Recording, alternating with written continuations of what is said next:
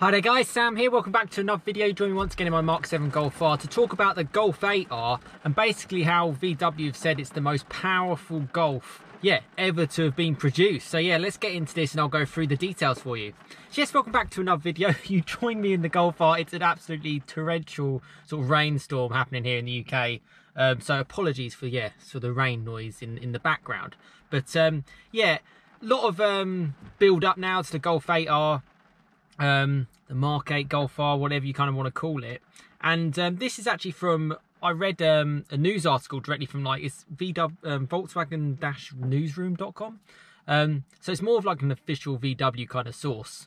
And it basically says it's like countdown to the premiere, which is on the 4th of November. And I believe you can actually start ordering your car from the 5th of November. This is kind of like in Europe and places like that, I believe. But other regions will follow, I'm sure, shortly, but this is kind of the basis of the car. Now I'll put a screenshot up to the left of me of what what I'm kind of reading through as well to you guys. But it's really exciting news, I feel, so that's how they start off with, and they kind of sort of recall back when they sort of started the R models back, and that's quite a cool thing to do. So they basically just said they're going to announce it on the 4th of November, as we know. And then they said the new Golf R is the most powerful Golf model in the history of this bestseller, of which more than 35 million units has been sold. So that's really, really cool. I mean, it is such a huge, iconic car. It's why I love it. It's why I do content on it. It's a people's car. It's why I love fast Fords. It's why I love hot hatches. And this is a real world car, which so many of us can, aspire to own and enjoy. It then goes on to mention the original version of the sports car made its debut in 2002 as the Golf R32, with 241 PS and all-wheel drive. In 2003, it was the first Volkswagen to be equipped with a dual-clutch gearbox. Now, obviously, that had a 3.2-litre V6 engine, so that was something quite special, and a lot of people loved it. And eventually, it's obviously changed, and you're now sitting in the 2-litre EA 888 engine. But it's cool to go back on the heritage because it is important. It's important to sell cars. The GTI's got that. Obviously, it's got probably an extra 20, 24 years. Well, actually more than that, really. Over 25 years of sort of history before sort of our version started appearing. But, this is not like a car that's just come out of nowhere now. And I really do feel the Mark 7 really built up, for enthusiasts, really. I've absolutely loved it. It's kind of, what you're going to get. It's a lot more subtle. It's even more subtle than the GTI, actually. Less red flashes and stuff. But you get the four-wheel drive. You get the most power. They want it to be the best of the best of the best of the Golf range. And that's why I love it. So that's really, really cool. And it's good that they're sort of saying, this is going to be the most powerful Golf we've ever made. So that's really, really great. They state that it's like the flagship model.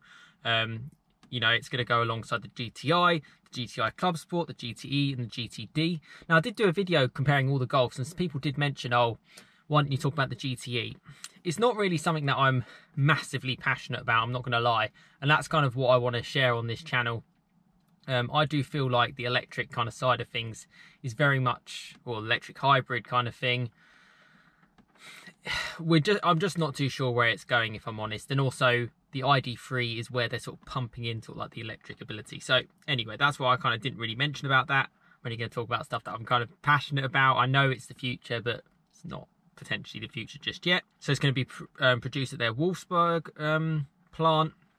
So that's cool. More powerful, more dynamic, more efficient, more closely integrated, more digital. These are the characteristics of the new Golf R.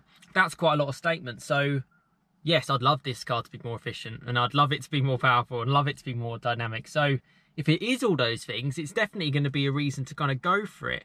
They mentioned about the all-wheel drive system. Now, they don't mention anything about drift mode, which I mentioned in yesterday's video. They mentioned how they've improved it to the rear axle, vehicle dynamics management. I've sort of been following the VWR Instagram page, and they sort of do like sneak previews of it. Electronic front differential is kind of what I think they've had in the past. I can't entirely remember. I know it's definitely not like a mechanical locking slip diff or anything like that. They kind of counteract the fact that because it's got four-wheel drive, it doesn't necessarily need all that. They say it's the most powerful version of the EA AAA engine, which is great. And I know you can modify these, but to get it from the factory as standard as that is a big thing for me. It says here, the high-tech direct injection engine is characterized by innovative solutions for individual details, such as integration of water-cooled exhaust gas routing to the turbocharger in the cylinder head, or variable valve timing with dual camshaft adjustment. Now, I don't know how much difference this is going to be to, say, the car, you know, the engine sitting in front of mine. I know it's just going to be a revision, you know, cost savings and everything. But it sounds like they have done some work on it, which is cool. They then go through about how basically they talk about the R32 and how it kind of moved up the generations, moved up the power, and kind of to where they are today. And I think the idea of what they've always tried to inspire with the R generations is you always want to improve. People want to improve things in life. They want to improve their cars. They want to improve things. And I guess, you know, as a lot of people, we were kind of a little bit worried where it's like, well, actually, it's the same engine, similar power. What are you actually changing? Getting distracted by all this digital crap on the dash, and I know for the majority it's a really big thing, but for a driver, well, I can't speak for other car enthusiasts, I can only speak for myself. It's not the biggest of deal for me. I mean, I'm perfectly happy with what's in this car. I mean, look, have a little look. It's not a bad place to be, is it? Look, you got manual gearbox, you got a nice, well, touch screen with physical buttons to use, which is really, really great. You got a nice dash. Keys pretty simple, you know, there's nothing really. Electronic handbrake behind my phone. Yeah, nice seats, nice place to be. Nice dials as well. If I just turn on the ignition just briefly, you've got the blue dials, you've got the blue Volkswagen touches, blue lights there. I'll whack it off again now. It's nice. It's a nice place, and I guess I'm probably more excited than I have been since I started doing this content on the channel around the Golf 8R. It is building up the hype, but I think it's justified. I think it's going to be a cool car. I still find it strange how they've kind of positioned it different to the Audi S3. I guess maybe their marketing kind of strategy is now, well, because obviously VW and Audi, it's the same group. Just as I potentially get blown away, or yeah, the car gets pounded by rain. Maybe it goes Audi S3, Golf R, Audi RS3 in terms of their little like super four-wheel drive hatches now. Let me know what you think about that, but that kind of makes more sense to me. The Audi S3, as we know, is 310 PS. This car is not going to have that. It's almost 99.9% certain it's going to have 330 PS, so an extra sort of 20 PS, which does make a difference. More torque as well, maybe a little bit of a different Haldex system, you know, with that potential drift mode, trying to make it more dynamic, make it more fun. Sounds all right as well with an Akrapovic exhaust, but you know, I'm looking forward to it. It's a people's car. Improve efficiency, I don't know how they've potentially done that, but they've probably found a way. I still hope it has a manual. Based on yesterday's stuff and other things that I found, I'm pretty sure it will do. Bit more for the driver. I get the impression that the Audi S3 and even the RS3 are designed for a different type of person.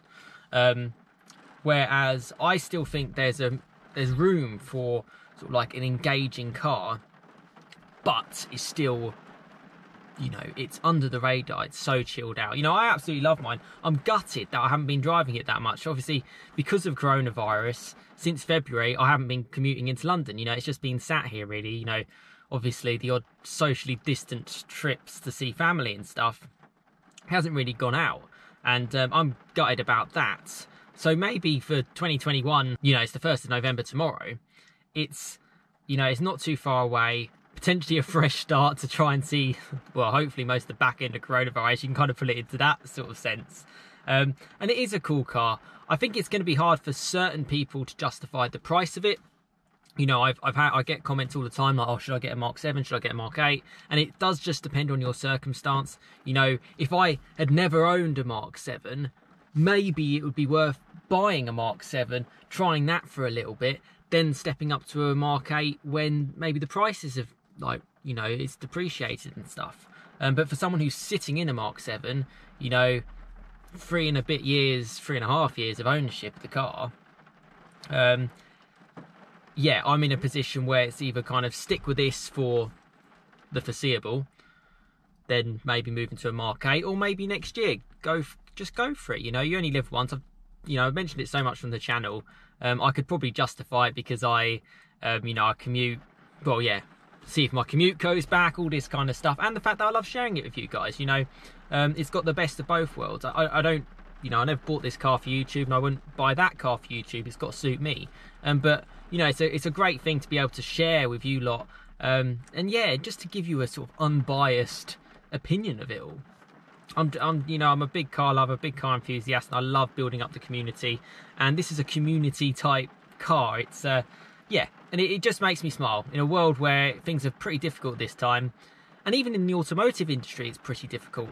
This is a big plus for me. So all I can say is, you know, massive thumbs up to VW just for doing this, creating the Club Sport, creating GTI, creating GTDs even, you know, diesels have kind of been forgotten about, and creating the R, and making them available in so many different regions and so many different countries is just absolutely brilliant.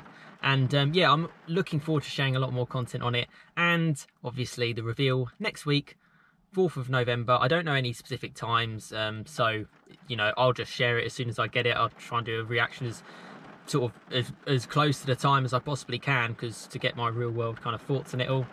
But I hope you found this information useful. I'll leave a link to the source of where I got that from VW in the description. Let me know what you're thinking about the Golf 8R. Wish me luck in terms of getting out of this car and getting back to my house and not getting soaked. That's important. And yeah, hopefully things can turn around for us next year in terms of just a better world, so we can actually enjoy these cars. Yeah, that's the main thing. I just want to get out and drive this car more. I may go out for a drive today, actually. Yeah, I'll see what I can do. But listen, thanks so much for watching. Plenty more content to come. Thanks so much for your support. Please comment, like, subscribe. It's as I've said before, it's the best way to improve this channel. It's a community channel. Listen, that's where I get a lot of my information from. People DM me on Instagram, comment in a lot of my my YouTube comments, and also, you know, I keep an eye out on the VW news, and yeah, and just share it with you to try and make it into one little package as well.